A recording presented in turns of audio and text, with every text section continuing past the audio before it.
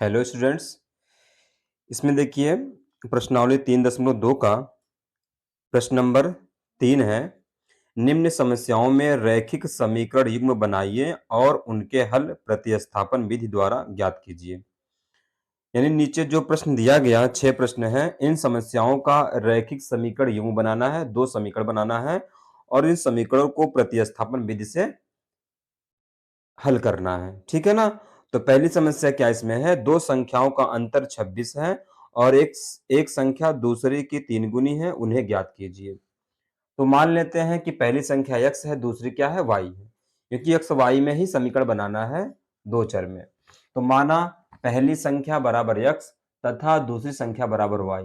दोनों संख्याओं का अंतर 26। पहली बार क्या बोला है, दोनों संख्याओं का अंतर कितना है, 26 है। तो पहली संख्या x माइनस दूसरी संख्या बराबर 26। अंतर कर दिए मतलब घटा दिए, अंतर का मतलब घटाना हो गया। x माइनस वाई बराबर 26 समीकरण नंबर 1 बन जाएगा।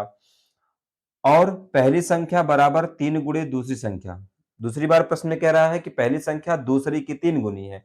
पहली संख्या दूसरी की 3 गुनी है तो दूसरी में 3 से गुणा कर देंगे, इसके बराबर हो जाएगा, पहली के बराबर हो जाएगा, इसलिए बराबर लग जाएगा। यहाँ पर पहली संख्या क्या है, x है, 3 गुणे दूसरी संख्या क्या है, y है, तो 3 गुणे y बराबर 3y हो जाएगा। x बराबर 3y समीकरण नंबर 2।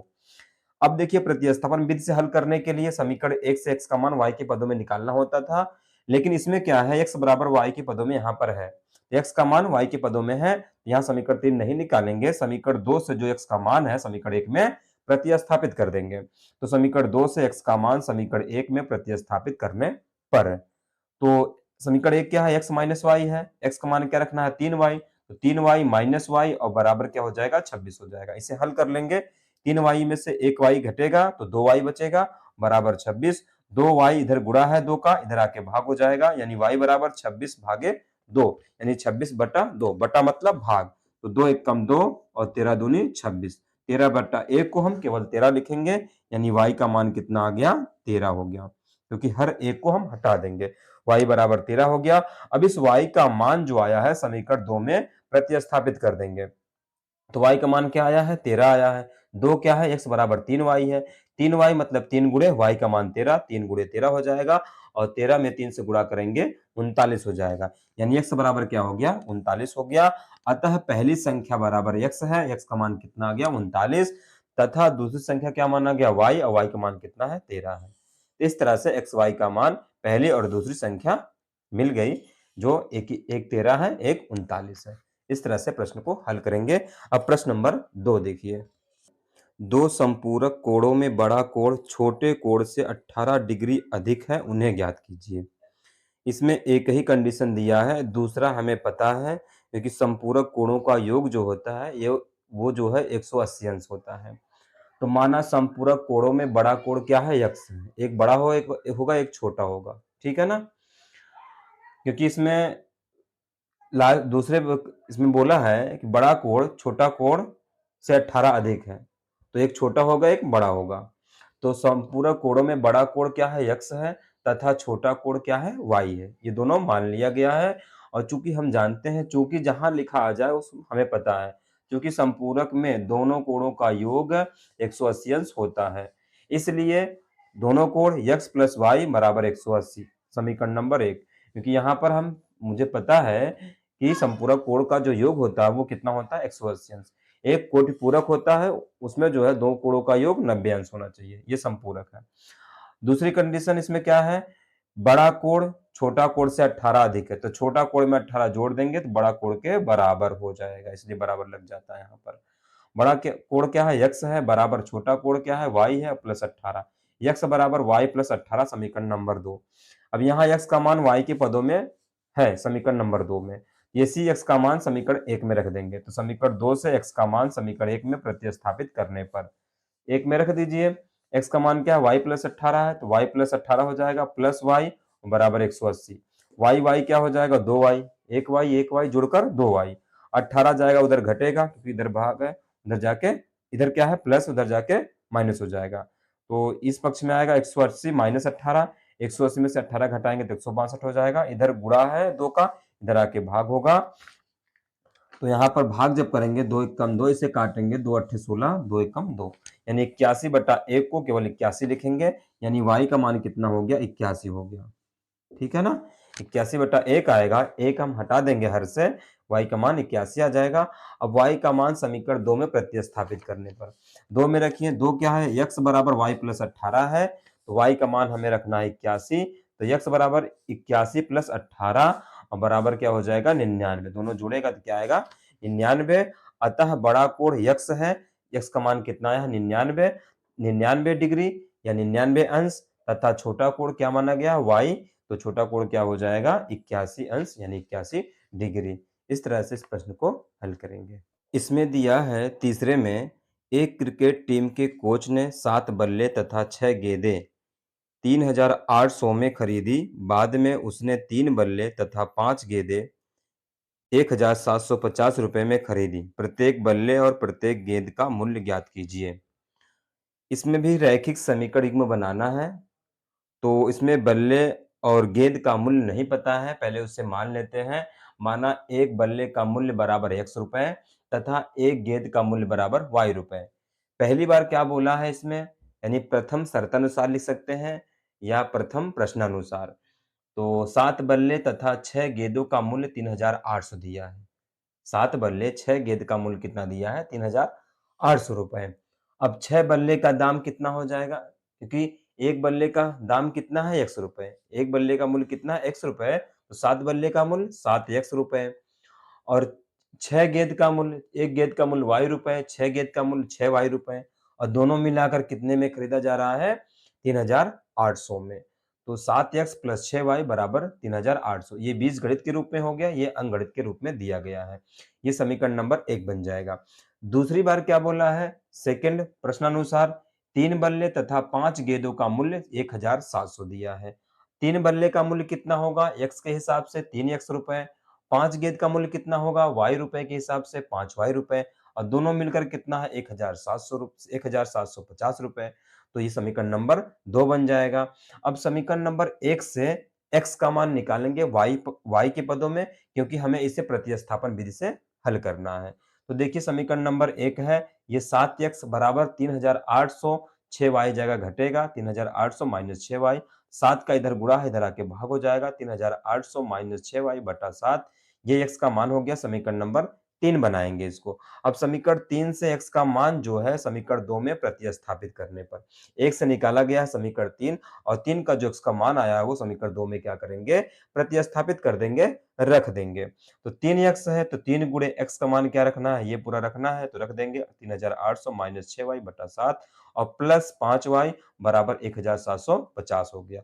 3 का अंदर गुणा हो जाएगा, अंश है अंश में गुणा हो जाएगा, ये हर जो है एलसीएम लेके हल करेंगे, 7 का इसमें भी गुणा हो जाएगा, 7 का इसमें भी गुणा हो जाएगा। तो यह 3 का जब गुणा होगा 3 अट्ठे 24, 3 तिया 9 और 2 11, 2 जीरो लग जाएगा। 3 छक 18 माइनस 18y और 7 का 5 में गुणा होगा 7 पचे 35y और 7 का यहाँ भी गुणा हो जाएगा 7 पचे 35 और हासिल कितना आया 3 और 7 सत्ते 49 और 3 52, हासिल 5 आ गया, 7 एक 7 5 12 हो गया। तो यहाँ पर आ गया 12250 7 से गुणा करने पर इसमें। अब यहाँ पर देखिए माइनस 18y प्लस 35y है, जो घटेगा 35 में से 18 घट जाए क्योंकि समान पद है, ये माइनस है ये प्लस है, 35 में से 18 घटेगा 17y बचेगा, 17y यहाँ पर लिखा गया है और एक यहाँ पर 11400 जाके उधर क्या होगा घट जाएगा 12250 में से। तो यहाँ पर 17y बराबर 12250 में से 11400 घटेगा क्योंकि इधर क्या है प्लस में है, घट जाएगा, घटने पर कितना आएगा 850 आ जाएगा और बटा क्या हो जाएगा 17, क्योंकि इधर गुणा इधर आके भाग और 17 से जब काटेंगे 850 को 17 पचे 85 यानी कितनी बार जाएगा 50 बार, तो 50 हो जाएगा, y का मान 50 हो गया। y का मान समीकरण 3 में प्रतिस्थापित करने पर 3 कहाँ यहाँ पर है, यहाँ पर y का मान रखेंगे 6 गुणे y मतलब 50 हो जाएगा। तो x बराबर 3800 माइनस 6 गुणे 50 बटा 7 और 6 पच्चे 30, 300 हो जाएगा गुणा करने पर, 3800 में से 300 घटेगा और बटा 7 है तो ये आ जाएगा, घटने पर कितना आएगा 3500 आ जाएगा, 3500 बटा 7 और 7 से जब इसको भाग कर देंगे तो x का मान कितना आ जाएगा 500 आ जाएगा। x का मान 500 आ गया और y का मान कितना आ गया 50, y का मान 50 आ गया और x का मान कितना आ गया 500 आ गया। x क्या माना गया है, बल्ले का मूल्य माना गया है, y क्या माना गया है, गेंद का मूल्य माना गया है। इस तरह से एक बल्ले का मूल्य 500 रुपए और तथा जो है एक गेंद का मूल्य 50 रुपए है। इस तरह से इस प्रश्न को हल करेंगे। अब देखेंगे चौथा प्रश्न। चौथे में है, एक नगर में टैक्सी के भाड़े में एक नियत भाड़े के अतिरिक्त चली गई दूरी पर भाड़ा सम्मिलित किया जाता है। 10 किलोमीटर दूरी के लिए भाड़ा 105 रुपए है तथा 15 किलोमीटर के लिए भाड़ा 155 रुपए है। नियत भाड़ा तथा प्रति किलोमीटर भाड़ा क्या है? एक व्यक्ति को 25 किलोमीटर यात्रा करने के लिए कितना भाड़ा देना होगा? इसमें देखिए 2 चीजें हैं, एक नियत भाड़ा है और नियत भाड़ा के अलावा प्रति किलोमीटर भाड़ा क्या है, ये भी ज्ञात करना है। तो नियत भाड़ा को x माना जाएगा और उसके अलावा प्रति किलोमीटर यानी 1 किलोमीटर का भाड़ा y मान लेते हैं। तो इसके हिसाब से देखते हैं सवाल कैसे लगेगा। माना टैक्सी का नियत भाड़ा क्या है x रुपए तथा 1 किलोमीटर का भाड़ा क्या है y रुपए। क्वेश्चन से पहले आप जो है अच्छे से पढ़ लीजिए, उसके बाद समझ में आएगा। तो प्रथम शर्त अनुसार क्या है, प्रथम प्रश्न अनुसार क्या है, नियत भाड़ा प्लस 10 किलोमीटर का भाड़ा, यानी जो नियत भाड़ा है वो तो देना ही पड़ेगा। इसके अलावा 10 किलोमीटर जो चल रहे हैं उसका भाड़ा कितना है, इसमें 1 किलोमीटर का भाड़ा जो है y रुपया है और नियत भाड़ा क्या है x है। x प्लस 10 किलोमीटर जाना है, 1 किलोमीटर का y और 10 किलोमीटर का 10y बराबर कितना है 105 रुपए है। तो समीकरण नंबर इससे 1 बन जाएगा। दूसरा कैसे बनेगा, द्वितीय प्रश्न अनुसार क्या कह रहा है, इसमें भी नियत भाड़ा है और 15 किलोमीटर का भाड़ा मिलाकर कितना है 155 रुपए। नियत भाड़ा x माना गया है, अब 15 किलोमीटर का भाड़ा 1 किलोमीटर का y रुपए है तो 15 किलोमीटर का 15 y रुपए हो जाएगा, सब मिला के 155 रुपया 155 के बराबर हो जाएगा। समीकरण नंबर 2 बन जाएगा। अब समीकरण 1 से x का मान निकालेंगे y के पदों में, तब उसके बाद हम प्रतिस्थापन विधि से हल कर लेंगे। तो देखिए समीकरण 1 से x बराबर क्या हो जाएगा 105 माइनस 10y, समीकरण नंबर 3 बन जाएगा। समीकरण 3 से x का मान समीकरण 2 में प्रतिस्थापित करने पर 2 में रखिए, 2 क्या है x प्लस 15y बराबर 155 है। x का मान क्या रखना है 105 माइनस 10y, यहाँ पे हो जाएगा 105 माइनस 10y और प्लस 15y बराबर 155।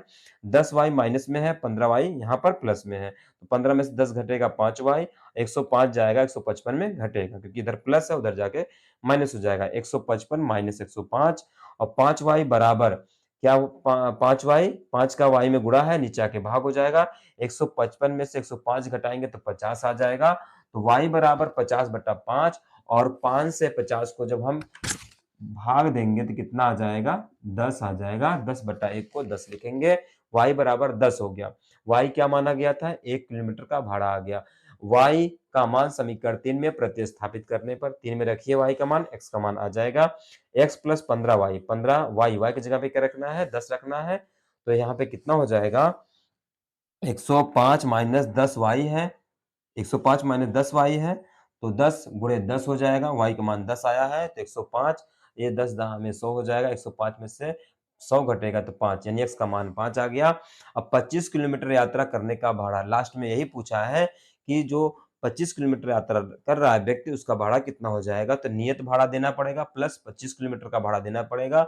1 किलोमीटर का कितना है y रुपए है तो 25 गुणे y हो जाएगा, नियत भाड़ा 5 है, 5 प्लस 25 गुणे 10, 25 दहा में 250, 250 में 5 जोड़ेंगे तो 255, यानी 25 किलोमीटर यात्रा तय करेगा तो 255 रुपया देना पड़ेगा। इस तरह से क्वेश्चन को हल करेंगे। अब क्वेश्चन नंबर कौन सा है, 5वां। 5वें में दिया है, किसी भिन्न के अंश और हर दोनों में 2 जोड़ दिया जाए तो वह 9/11 हो जाती है।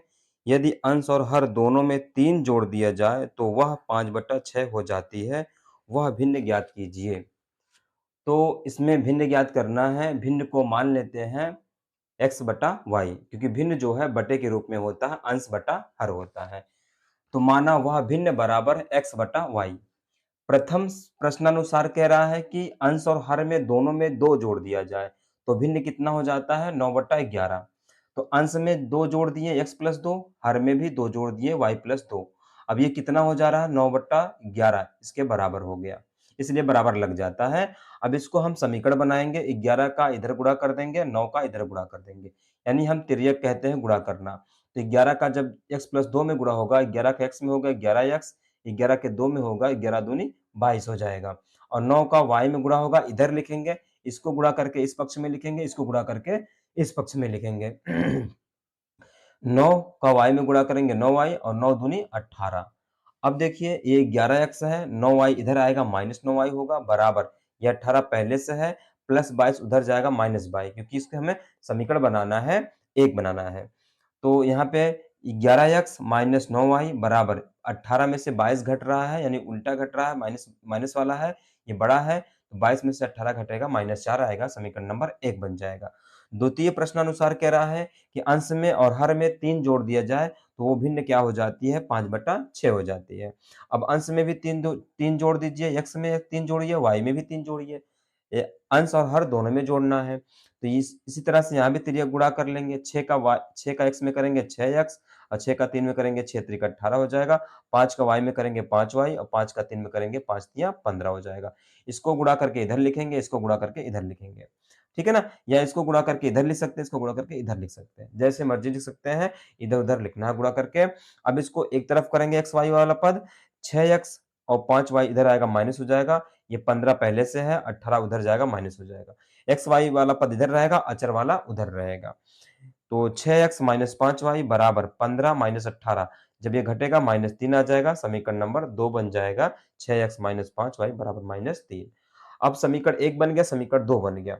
1 से समीकरण 3 निकालेंगे क्योंकि प्रतिस्थापन विधि से इसी तरह से हल करते हैं। समीकरण 1 से 11x बराबर -4 और 9y उधर जाएगा प्लस 9y हो जाएगा और x बराबर क्या हो जाएगा 11x में गुणा है इधर आके भाग हो जाएगा तो -4 प्लस 9y बटा 11 हो जाएगा, समीकरण नंबर 3 हो जाएगा।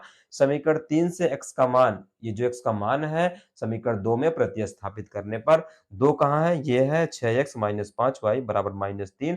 इसमें रखेंगे समीकरण 3 का जो x का मान है समीकरण 2 में। यहाँ पे 6x है तो 6 गुणे x का मान क्या रखना है, ये पूरा रखना है -4 प्लस 9y बटा 11 और फिर -5y हो जाएगा बराबर -3 हो जाएगा, समीकरण 2 में रख दिया गया x का मान।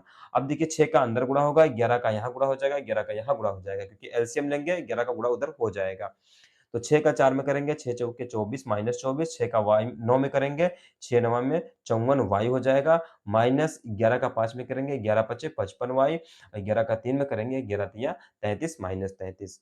अब देखिए x यहाँ पर 54 y है, यहाँ पर 55 y है। तो 54 में से 55 घटेगा माइनस y आएगा क्योंकि ये बड़ा है ये छोटा है तो माइनस y और माइनस 24 उधर जाएगा प्लस हो जाएगा माइनस 33 प्लस 24। 33 बड़ा है 24 छोटा है तो इसलिए माइनस 9 आ जाएगा। 33 में से 24 घटाएंगे तो दोनों तरफ माइनस है तो माइनस माइनस क्या हो जाएगा प्लस हो जाएगा। तो यहाँ पर y बराबर 9 आ गया। y का मान 9 आ गया। y का मान समीकरण 3 में क्या करेंगे प्रतिस्थापित कर देंगे। समीकरण नंबर 3 यहाँ पर है। y का मान क्या रखना है 9 रखना है। 9 गुणे 9 हो जाएगा। तो समीकरण 3 है x बराबर -4 प्लस 9y है। y की जगह पे 9 9 गुणे 9 बटा 11 तो -4 प्लस 9 9 81 हो जाएगा। 81 में से 4 घटेगा तो 77 आ जाएगा। x बराबर 77 बटा 11 और बराबर 77 में 11 से भाग कर देंगे कितना आ जाएगा 7 आ जाएगा। यानी x का मान 7 आ गया, y का मान 9 आ गया। तो भिन्न क्या हो जाएगा, अतः भिन्न बराबर x का मान 7 y का मान 9 7 बटा 9 हो जाएगा। इस तरह से इस प्रश्न को हल करेंगे। अब इसका आखिरी क्वेश्चन बचा है क्वेश्चन नंबर 6। इस छठे में है 5 वर्ष बाद जैकब की आयु उसके पुत्र की आयु से 3 गुनी हो जाएगी। 5 वर्ष पूर्व जैकब की आयु उसके पुत्र की आयु की 7 गुनी थी। उनकी वर्तमान आयु क्या है? यानी उनकी वर्तमान आयु ज्ञात करना है। इस समय क्या है? तो वर्तमान आयु को इनकी मान लेंगे एक्स वाई, यानी जैकब की आयु मान लेते हैं एक्स और उसके पुत्र की आयु मान लेते हैं वाई। तो यहाँ पर माना जैकब की आयु बराबर x वर्ष तथा उसके पुत्र की आयु बराबर y वर्ष। यहाँ वर्तमान आप लिख सकते हैं, ठीक है ना?